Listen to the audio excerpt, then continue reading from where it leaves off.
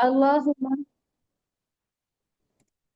अजान के बाद की दुआ। अल्लाहुम्मा, ए अल्लाह, रब्बा, रब, हाज़िहि दावत ताम्मा, ये दावत कामिल, वस्सलातिल काइमा, और कायम होने वाली नमाज, आती मोहम्मद निल वसीलत वल फजीला, आती आती मतलब अता कीजिए मोहम्मद सल्लल्लाहु अलैहि वसल्लम को वसीला और फजीलत, वबअसु मकाम महमूदा, और उन्हें कायम कीजिए मुकाम महमूद पर, निल्लज़ी वअदतहु, जिसका तूने उनसे वादा फरमाया। ए अल्लाह, इस दावत कामिल और कायम होने वाली नमाज के रब, मोहम्मद सल्लल्लाहु अलैहि वसल्लम को वसीला और फजीलत अता फरमा, और उन्हें इस मुकाम महमूद पर फायज फरमा जिसका तूने उनसे वादा फरमाया। ये दुआ है। इस दुआ को के बारे में हदीस है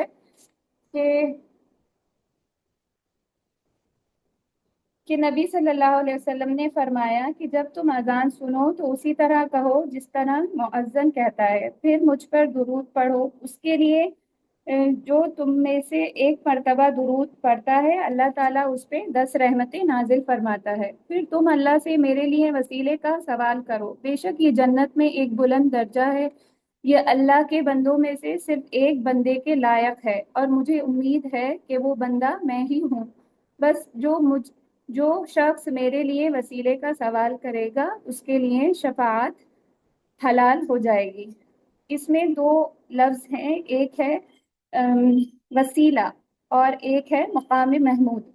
तो वसीला असल में, वसीले का लफ्ज़ी मायने होता है कुर्ब हासिल करना, या क्या कहते हैं, वो तरीका जिसके ज़रिए इंसान अपने किसी काम तक पहुंचता है, उसको ये लफ्ज़ी मायने हैं। लेकिन इस दुआ में, जो ये ख़ास दुआ है अजान के बाद की, यहाँ पर वसीले से मुराद है जन्नत का एक बुलंद दर्जा। ये जन्नत का एक बुलंद दर्जा है जो अल्लाह के नबी सल्लल्लाहु अलैहि वसल्लम को अता किया जाएगा। और दूसरा है मकाम महमूद। मकाम महमूद ये भी एक जगह होगी जहाँ पर नबी सल्लल्लाहु अलैहि वसल्लम को फायज किया जाएगा। तो ये दोनों चीज़ें जो हैं, वसीला और मकाम महमूद, ये दोनों एक ख़ास मुकाम है। दोनों में फ़र्क ये है कि वसीला जो है वो जन्नत का बुलंद तरीन मुकाम होगा, जहाँ के लिए इसमें हम दुआ मांग रहे हैं कि अल्लाह ताला मोहम्मद सल्लल्लाहु अलैहि वसल्लम को वो मुकाम अता फरमा। दूसरी लाइन में जो है वो मकाम महमूद का जिक्र है। तो ये मकाम महमूद जो है ना, ये आखिरत आखिरत में जब वो हिसाब किताब कायम होगा उस वक्त का ये जिक्र है। तो इससे मुताल्लिक मैं आपको हदीस पढ़ के सुना देती हूँ कि आप सल्लल्लाहु अलैहि वसल्लम ने फरमाया कि अल्लाह ताला से मेरे लिए मकाम महमूद का सवाल करो। जो शख्स दुनिया में अल्लाह से मेरे लिए इसकी दुआ करेगा तो मैं क़यामत के रोज़ ज़रूर उसके हक़ में गवाह या शफीक यानी शफात करने वाला हो जाऊंगा। मक- इस दुआ में पहली लाइन में देखिए कि अल्लाहुम्मा, ए अल्लाह, रब। रब के मायने आप लोगों को पता है, रब के मायने क्या होते हैं? रब का मतलब होता है खालिक, मालिक और मुदब्बिर। ये एक कंपाउंड वो है, लफ्ज है जिसमें तीन खुसूसियत हैं, खालिक, मालिक और मुदब्बिर। आप यहाँ देखें स्क्रीन पे कि रब रब के लिए तीन चीजें हैं, इसको याद करना बहुत जरूरी है। तो खालिक यानी अल्लाह ताला की ये सिफत है। अल खालिक आपने अस्मा हुस्ना में पढ़ा होगा, अल खालिक, अल मालिक, अल मुदब्बिर। खालिक वो पैदा करने वाला, तख्लीक करने वाला, जिसने सारी मखलूक़ात को पैदा किया है। मालिक यानी सारी कायनात का मालिक। मुदब्बिर का मतलब होता है तदबीर करने वाला, यानी अल्लाह ताला ने इंसान को, जानदारों को बना के ऐसे ही छोड़ नहीं दिया है, उनकी तदबीरें भी की हैं। तदबीर का मतलब ये है कि हर इंसान की ज़िंदगी लिखी है कि कैसे वो गुजारेगा। हर अच्छी और सही चीज़ को बताया, बुरी चीज़ से रोकने का हुक्म दिया, कुरान दिया। قرآن ایک مینول ہے نا جس کے ذریعے ہمیں پتہ چلتا ہے کہ ہم اپنی زندگی میں کیا چیز صحیح کریں کیا چیز غلط کریں. تو رب کے لیے یہ تین لفظ استعمال ہوتے ہیں: خالق، مالک اور مدبر. یعنی جب بھی آپ کبھی ربنا کی دعا بھی پڑھیں نا تو اپنے ذہن میں یہ بنا کے رکھیں کہ میں جسے کہتے ہیں ربنا آتنا فی الدنیا، تو رب وہی ہے جس نے دل میں سوچی، جس نے مجھے بنایا ہے، جس نے میری تخلیق کی، میری شکل و صورت بنائی ہے، میرا رنگ، میرا قد، سب بنانے والا کون ہے؟ اللہ. مالک یعنی مجھے اسی سے مانگنا ہے ہر چیز، جو جس کی پوری حکومت ہے. اور مدبر اپنے یعنی تدبیریں لکھنے والا، اپنی تدبیر جو بھی تقدیر ہے اگر اس میں آپ کے مطابق کچھ کام نہیں بن رہا ہے تو اس سے مایوس نہیں ہونا چاہیے. سوچنا چاہیے کہ یہ میرے حق میں بہتر ہی ہوگا. کبھی کبھی کچھ چیزیں جو ہمیں دکھائی دیتی ہیں بری دکھائی دیتی ہیں وہ ہمارے حق میں بہتر ہوتی ہیں، اور کچھ چیزیں جو ہمیں اچھی دکھائی دیتی ہیں وہ ہمارے حق میں خراب ہو سکتی ہیں. تو اب بات کرتے مقام محمود. مقام محمود آپ کو پتہ ہے کہ شفاعت عظمی، مقام شفاعت عظمی بھی اسے کہا جاتا ہے. اصل میں یہ جب آخرت میں جب لوگ قبروں سے اٹھ کر ننگے پاؤں ننگے بدن جب دھوپ میں تپیں گے، وہاں پہ جو وہاں کھڑا رہنے کا جو وقفہ ہوگا وہ 50,000 سال ہوگا. لوگ پریشان ہو جائیں گے. تب لوگ کیا کریں گے؟ جائیں گے سب سے پہلے آدم علیہ السلام کے پاس پریشان ہو کے کہ اب حساب کتاب شروع کیا جائے، آپ اللہ تعالیٰ سے اس کی سفارش کیجئے کہ حساب کتاب شروع کیا جائے. لیکن آدم علیہ السلام کیا کہتے ہیں کہ آج میرا رب جو ہے بہت غضبناک ہے، اور انہیں جو ہے اپنی ایک گناہ جو انہوں نے جنت کا پھل کھایا تھا اس کو یاد کرا کے وہ کہیں گے کہ میں یہ نہیں کر سکتا. اس کے بعد لوگ نوح علیہ السلام کے پاس جائیں گے تو نوح علیہ السلام بھی منع کر دیں گے کہ ان کو بھی اپنا ایک گناہ یاد آ جاتا ہے کہ انہوں نے اپنی قوم کے لیے بد دعا کی تھی. اس کے بعد نوح علیہ السلام کے بعد لوگ جائیں گے ابراہیم علیہ السلام کے پاس، پھر جائیں گے موسیٰ علیہ السلام کے بعد. تو ابراہیم علیہ السلام بھی منع کر دیں گے، موسیٰ علیہ السلام بھی منع کریں گے. موسیٰ علیہ السلام کہیں گے کہ میں نے بنی اسرائیل مطلب اپنی قوم سے ایک آدمی کو قتل کر دیا تھا، تو اس وجہ سے ان کو ڈر کا خدشہ رہتا ہے، اس لیے وہ منع کر دیتے ہیں. اس کے بعد عیسیٰ علیہ السلام کے پاس جاتے ہیں، وہ بھی منع کر دیتے ہیں. پھر فائنلی لوگ جائیں گے محمد صلی اللہ علیہ وسلم کے پاس. تو محمد صلی اللہ علیہ وسلم اللہ سے اس کے گھر کے اندر آنے کا اجازت مانگیں گے. جب اجازت ملے گی تو وہ سجدہ ریز ہو جائیں گے اور اللہ تعالیٰ کے ایسے کلمات سے حمد و ثنا کریں گے جو اس سے پہلے کبھی نہیں کی ہوگی. تو اللہ تعالیٰ اس وقت نبی صلی اللہ علیہ وسلم کو وہ کلمات سکھائے گا جس سے وہ تعریف کریں گے اور جو اس سے پہلے کبھی بھی کسی نے نہیں کی ہوگی. آپ صلی اللہ علیہ وسلم کی آہگزاری دیکھ کر اللہ تعالیٰ فرمائے گا سر اٹھائیے محمد، مانگیے دیا جائے گا، شفاعت کریے قبول کی جائے گی. تب اس کے بعد لوگوں کی شفاعت کی جائے گی اور یہ شفاعت یعنی حساب کتاب شروع کیا جائے گا. اور ایک شفاعت جو ہے کیا کہتے ہیں اس کی حد بھی مقرر کر دی جائے گی. یعنی آپ صلی اللہ علیہ وسلم جو ہے لوگوں کو دوزخ سے نکال کر جنت کی طرف لے جائیں گے، ایک شفاعت وہ بھی ہوگی. تو اس دعا سے کیا کہتے ہیں دو چیزیں ہیں، وسیلہ بھی ایک مقام ہے اور مقام محمود بھی ایک مقام ہے. وسیلہ جو ہے جنت کا بلند ترین مقام ہے، اس کے لیے ہم یہاں دعا کر رہے ہیں نبی صلی اللہ علیہ وسلم کو عطا کریں اللہ تعالیٰ. اور دوسرا یہ کہ مقام محمود، اس کو مقام محمود اس لیے کہا جاتا ہے کیونکہ یہاں پہ جب نبی صلی اللہ علیہ وسلم اللہ تعالیٰ سے دعا کریں گے تب جتنے بھی لوگ ہوں گے وہ ان کی تعریف بیان کریں گے، اس لیے اسے مقام محمود کیا جاتا ہے. تو اس کو پڑھنے کی فضیلت کیا ہے کہ جو یہ دعا اذان سن کے پڑھے گا تو اس کے لیے قیامت کے دن نبی صلی اللہ علیہ وسلم کی شفاعت واجب ہو جائے گی. اگلی دعا ہے اذان کے بعد کی، اشہدو میں گواہی دیتا ہوں اللہ الہ کہ نہیں ہے کوئی معبود سوائے اللہ کے، وحدہ وہ اکیلا ہے، واحد ہے، لا شریک لہو، نہیں اس کا کوئی شریک، وَأَنَّ مُحَمَّدًا، اور محمد صلی اللہ علیہ وسلم، عبدہ اس کے بندے، ورسولہ اور اس کے رسول ہیں۔ آگے ہے رضیت باللہ ربا وبالاسلام وبمحمد رسولا وبالاسلام دینا، میں راضی ہوا اللہ کے رب ہونے پر، محمد صلی اللہ علیہ وسلم کے رسول ہونے پر، اور اس اسلام کے دین ہونے پر۔ تو جو کوئی یہ دعا پڑھے گا اذان کے بعد تو اللہ تعالیٰ اس کے گناہ بخش دیں گے۔ ٹھیک ہے، اس میں بھی رب کا ذکر ہے، جیسے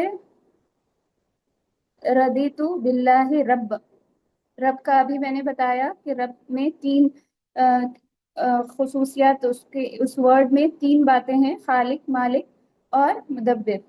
اور ربوبیت کتنی طریقے کی ہوتی ہے، یعنی یہ جو کیٹیگریز ہیں، یہ اس کی فردر کیٹیگری ربوبیت دو طریقے کی ہوتی ہے۔ ربوبیت، ایک ربوبیت عام ہے اور ایک ربوبیت خاص ہے۔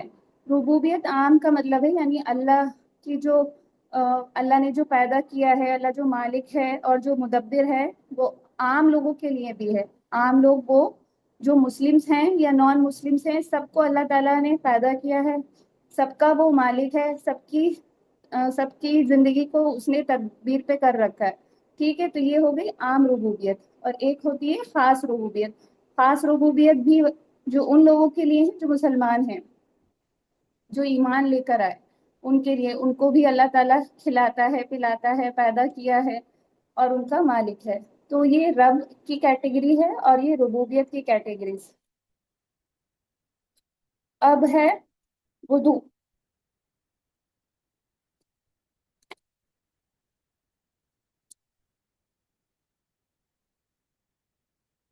یہ سورہ مائدہ کی آیت ہے، پڑھتی ہوں میں اسے، اس کا ترجمہ بتاتے ہیں۔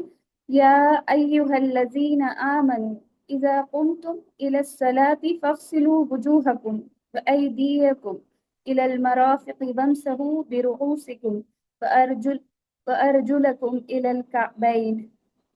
اے لوگو جو ایمان لائے، جب تم کھڑے ہو نماز کے لیے تو دھو لیا کرو اپنے منہ اور اپنے ہاتھ کہنیوں تک، اور مسح کیا کرو اپنے سروں کا، اور دھو لیا کرو اپنے پیروں کو ٹخنے تک۔ یہ سورہ مائدہ میں وضو سے متعلق آیت ہے۔ اور ایک حدیث ہے، سیدہ عائشہ رضی اللہ عنہ سے روایت ہے کہ آپ صلی اللہ علیہ وسلم نے فرمایا کہ 6 خصلتیں ایسی ہیں کہ اگر کوئی مسلمان ان میں سے ایک کو بھی اپنا کر فوت ہو جائے تو اللہ کے ذمے ہے کہ وہ اسے جنت میں داخل کرے گا۔ وہ ایک، اس میں سے ایک کیا ہے کہ وہ ایک آدمی جو وضو کرے، اچھی طرح وضو کرے اور پھر اپنی نماز کے لیے مسجد کی طرف نکلے، اگر وہ اسی حالت میں فوت ہو گیا تو اس کی جنت کا ضامن بھی اللہ ہوگا۔ یعنی وضو کو اچھی طریقے سے کرنا، جسے کہتے ہیں کامل وضو، تو اس کو کرنا، اس کو کر کے مسجد کی طرف نماز کے لیے قدم بڑھانا، اور اگر اسی حالت میں موت ہو جائے تو اللہ تعالیٰ اس کے لیے جنت کا ضامن ہوگا۔ تو اس لیے جو بھی میل لوگ ہیں ان کو مسجد میں جا کے نماز پڑھنے کا کتنا ثواب ہے، ہر قدم پہ ایک نیکی۔ وضو کی اہمیت، اللہ تعالیٰ قرآن میں فرماتے ہیں ان اللہ یحب التوابین و یحب المتطہرین، بے شک اللہ بہت توبہ کرنے والوں سے محبت کرتا ہے اور بہت پاک رہنے والوں سے محبت کرتا ہے۔ یہ سورہ بقرہ کی آیت ہے۔ حدیث میں آتا ہے کہ جس کا وضو نہیں اس کی نماز نہیں، یعنی وضو کو بہت اچھے سے کرنا چاہیے۔ پنڈلیاں خاص طور پہ دھوتے وقت بہت دھیان دینے کی ضرورت ہے کہ تھوڑے بھی سوکھا نہ رہے۔ وضو کا کرنے کا مطلب صرف ٹیپ کھول کے پانی بہا دینا نہیں ہے، کم پانی میں اچھے سے مسل کے آرگنس کو، اعضاء جو ہے نا ان کو مسل کے کم سے کم پانی میں کرنا وضو جو ہے وہ زیادہ اچھا ہے۔ وضو کی حفاظت مومن کے سوا کوئی نہیں کرتا۔ طہارت نماز کی چابی ہے۔ कामिल वुजू करना ईमान का हिस्सा है। कामिल वुजू मतलब अच्छी तरीके से जो तरीका है वुजू का, तो उससे करना वो क्या है, ईमान का हिस्सा है। कामिल वुजू से गुनाह की माफी हो जाती है, सगीरा गुनाह। फिर वुजू की क्या फायदे हैं? वुजू की शुरुआत किससे करना चाहिए? बिस्मिल्लाह पढ़ के। जब भी आप वुजू करने जाएं तो सबसे पहले क्या पढ़ेंगे? बिस्मिल्लाह। अगर किसी का वॉश बेसिन या वुजू करने की जगह टॉयलेट के अंदर है तो वो पहले बिस्मिल्लाह कर ले, बाद में उसमें दाखिल हो, क्योंकि वहाँ अंदर तो हम कुछ नहीं पढ़ सकते। वुजू क्या है? ज़ाहरी भी हमारी तहारत का जरिया है और हमारी इंटरनल बातिनी तहारत का भी जरिया है। इससे सगीरा गुनाह जो है माफ हो जाते हैं। दूसरा ये कि अच्छी तरह वुजू करके 2 रकात तहियतुल वुजू खालिस अल्लाह की रजा के लिए पढ़ी जाए तो गुज़िश्ता गुनाह माफ कर दिए जाते हैं। सिर्फ 2 रकात अच्छा वुजू करके सिर्फ 2 रकात अल्लाह की रजा के लिए पढ़ने से क्या है कि गुज़िश्ता गुनाह माफ कर दिए जाते हैं। रात को वुदू करके सोना और दौरान रात आंख खुलने पर दुनिया और आखिरत की जो दुआ मांगी जाए तो वो ज़रूर कबूल होती है।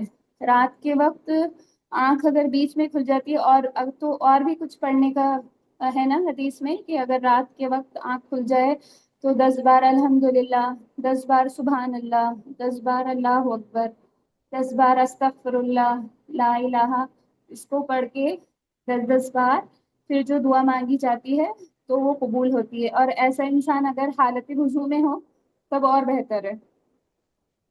और फिर क्या है कि वुजू के निशानात की वजह से नबी सल्लल्लाहु अलैहि वसल्लम अपनी उम्मत को हौज़े कौसर कौसर के पास पहचान पाएंगे। तो वुजू भी जब भी करें ना तो उसको ये सोच के करें कि इससे मेरे छोटे छोटे गुनाह जो हैं वो झड़ रहे हैं। दूसरा ये कि जब कयामत के दिन ये आज़ा मेरे चमकेंगे, थोड़ा सा माइंड में ऐसे रख के काम करेंगे ना तो वो काम की खूबसूरती बढ़ जाएगी। वुजू वाले आज़ा कयामत के दिन चमकेंगे, तभी नबी नबी सल्लल्लाहु अलैहि वसल्लम उम्मत को उनके आज़ा से पहचान पाएंगे। अब है वुजू के बाद की दुआएं।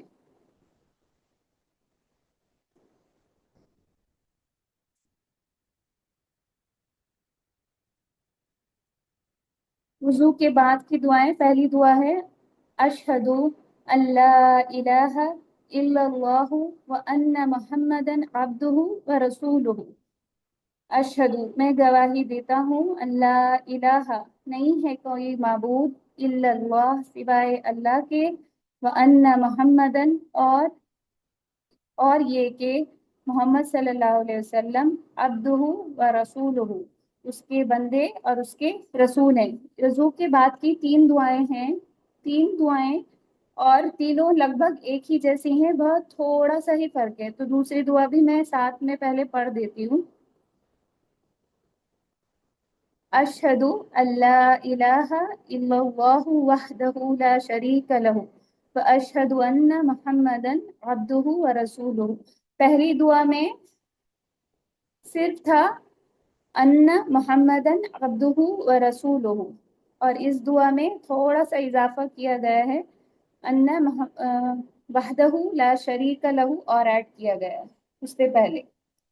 तो क्या है, मैं गवाही देता हूँ कि अल्लाह के सिवा कोई माबूद नहीं, वो अकेला है, उसका कोई शरीक नहीं, और मोहम्मद सल्लल्लाहु अलैहि वसल्लम अल्लाह के बंदे और रसूल हैं।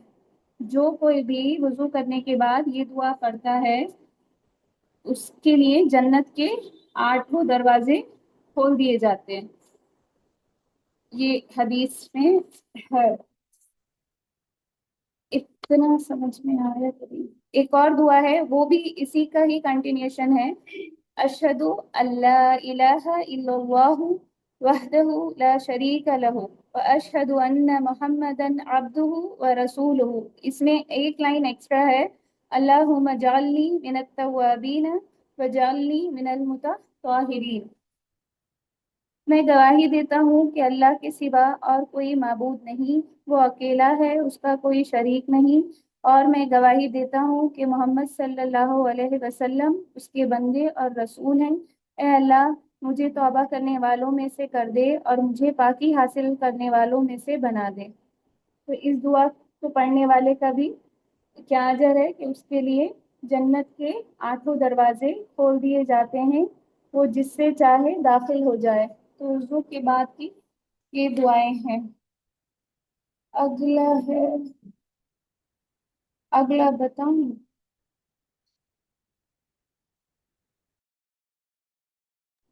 यहाँ तक सबको समझ में आया? पर आप थोड़ा सा लोग मैसेज करके बताएं कि अजान के बाद की जो तरीका है कि अजान के बाद हमें किस लाइन से दुआएं पढ़ना है वो, और वुजू करने का तरीका, वुजू के बाद की दुआ और उसकी अहमियत, ये समझ में आया?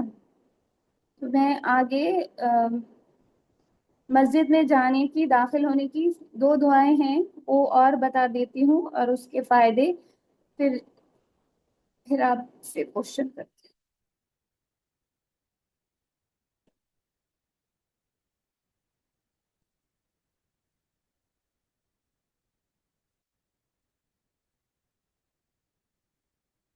मस्जिद में दाखिल होने की दुआ, इसमें पहली दुआ है अल्लाहुम्मा फ़्तह ली अबवाब रहमतिक।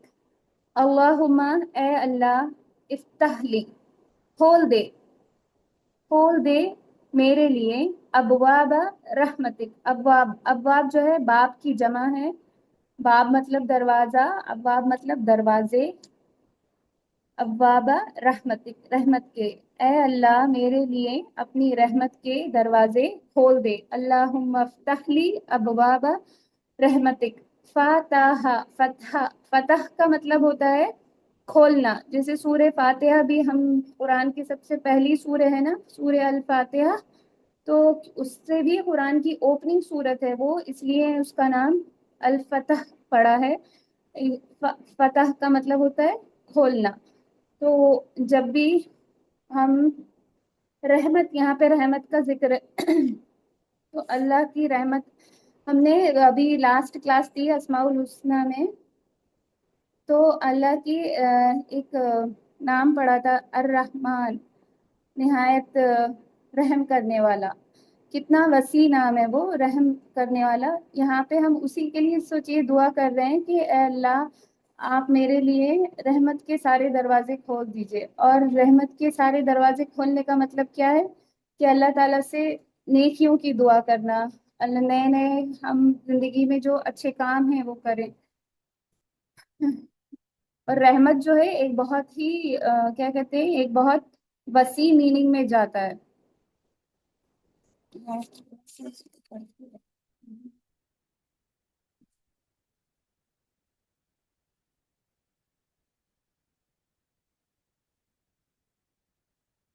दूसरी दुआ है आऊज़ु बिल्लाहिल अज़ीम बिवजहिल करीम व सुल्तानिहिल क़दीम मिनश शैतानिर रजीम। आऊज़ु बिल्लाहि, बिल्लाहिल अज़ीम, मैं शैतान मरदूद के शर से अल्लाह की पनाह लेता हूँ। बिवजहिल कदीम, जो निहायत अजमत वाला है। व सुल्तानिहिल कदीम, बिवजहिल करीम, जो इंतहाई मोहतरम चेहरे वाला है। व सुल्तान हिल कदीम, जो इंतहाई अजमत, सुल्तान, सॉरी, मैं शैतान मरदूद के शर से अल्लाह की पनाह लेता हूँ जो इंतहाई अजमत वाला है। मैं उसके इंतहाई मोहतरम चेहरे की पनाह लेता हूँ और उसके सुल्तान कदीम की पनाह लेता हूँ। ये 2 दुआएं हैं जो मस्जिद में जाने की दुआएं हैं। तो अब आज के लिए इतना ही काफी है।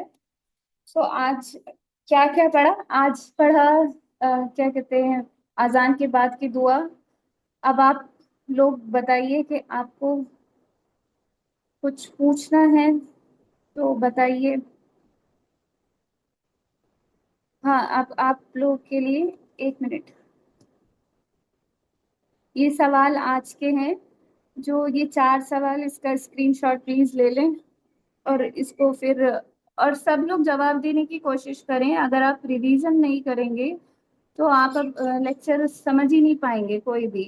پہلا سوال ہے اذان کے بعد کی دعا میں مقام محمود کا ذکر ہے، اس کا کیا مطلب ہے؟ اور یہ بھی بتائیے کہ مقام وسیلہ کیا ہے۔ دوسرا سوال ہے کہ رب کے کیا معنی ہیں اور ربوبیت کتنی طریقے کی ہوتی ہے۔ پھر ہے وضو کے آغاز میں یعنی شروعات میں کیا پڑھتے ہیں اور کامل وضو کرنے کے کیا فائدے ہیں۔ چوتھا سوال ہے وضو کے بعد کی ایک دعا بتائیے اور اس کے پڑھنے کے فائدے۔ یہ صرف پریکٹس کے لیے ہیں، جو لوگ ماشاءاللہ پڑھتے ہوں گے ان کو تو سب پتہ ہوگا، ثواب اجر و ثواب بھی کماتے ہوں گے۔ تو سب سسٹر پلیز آپ اگر ریپیٹ نہیں کریں گے نا تو وہ علم کا کوئی مقصد ہی نہیں۔ اور آپ لوگ پیپر پینسل لے کے بیٹھتے ہیں، شاید ہی بیٹھتے ہوں یا پھر بات کے لیے چھوڑ دیتے ہوں۔ پتہ ہے قلم کی کتنی اہمیت ہے؟ قلم اگر آپ قلم کا استعمال نہیں کریں گے نا تو کوئی بھی علم آپ وہ نہیں کر ایبزارب نہیں کر پاتے اچھے سے۔ قلم کی اہمیت ہے، تبھی تو اللہ تعالیٰ نے سورہ قلم سے ایک پوری سورہ بنائی ہے، کہ کہتے ہیں کہ چار چیزیں اللہ تعالیٰ نے اپنے ہاتھوں سے بنائی ہے، جس میں سے ایک ہے اللہ کا خود کا عرش۔ ساری تخلیق میں سب سے بڑی تخلیق جو ہے وہ اللہ کا عرش ہے۔ دوسرا آدم علیہ السلام، جن کو اللہ تعالیٰ نے اپنے ہاتھوں سے بنایا۔ تیسرا قلم، اور چوتھا جنت عدن۔ یہ چار چیزیں ہیں، یہ چار چیزیں سوچئے کتنی اہمیت کی حامل ہیں کہ اللہ تعالیٰ نے ان چار چیزوں کو اپنے ہاتھ سے بنایا بغیر پین اور پینسل کے۔ اگر آپ یہ سوچیں کہ میں اسکرین شاٹ چلو میرے پاس ہے یا میرے پاس ریکارڈنگ ہے میں لے لوں گی، لیکن بات بعد ہی ہو جاتی ہے، پھر شیطان بھلوا دیتا ہے۔ آپ ہمیشہ، صرف میں اب اسی لیکچر کی بات نہیں کر رہی، کوئی بھی لیکچر ہو جتنی بھی سسٹر دے رہی ہیں، چاہے اسماء الحسنہ کی کتاب ہے یا وہ کلاس ہے یا صحابیات کی کلاس ہے، کچھ تو ایک پوائنٹ ایک ہی نوٹ بک بنا لیں، ڈیٹ وائز ٹاپک وائز، صرف پوائنٹس نوٹ کرتے جائیں، کبھی دوہرا لیں گے۔ اگر نہیں کریں گے، سنتے تو بہت سارے لیکچر ہیں، سنتے ہیں بھولتے ہیں، زندگی اتنی فاسٹ ہے کہ کچھ یاد ہی نہیں رہتا۔ کوئی بھی پوائنٹ آپ اگر نوٹ کر لیں گے تو وہ آپ کے پاس رہ جائے گا۔ کل فاریہ میم نے بھی اپنی کلاس میں بتایا تھا کہ بغیر قلم کے آپ کوئی بھی علم، کوئی بھی نالج نہیں لے سکتے، تو پلیز آپ کاپی اور ایک پینسل لے کے ضرور بیٹھا کرا کریں۔ کوئی بھی ایک لائن اگر آپ کو اچھی لگے کسی بھی لیکچر میں تو بس وہ ایک لائن نوٹ کر لیں۔ صحابیات والے لیکچر میں اتنے پوائنٹس تھے، آپ نوٹ کریں گے آپ کے پاس کتنا اچھا نوٹ بن جائے گا۔ تو میں یہی کہنا چاہوں گی کہ پلیز آپ اپنا علم سیکھیں، تو علم سیکھیں، اپنا ٹائم دے رہے نا ہاف این آور، تو اس کو پختہ ٹائم دیں۔ ایسے ہی چلتے پھرتے نہیں سیکھیں، چلتے پھرتے بہت سارے لیکچر اویلیبل ہیں جو سن سکتے ہیں۔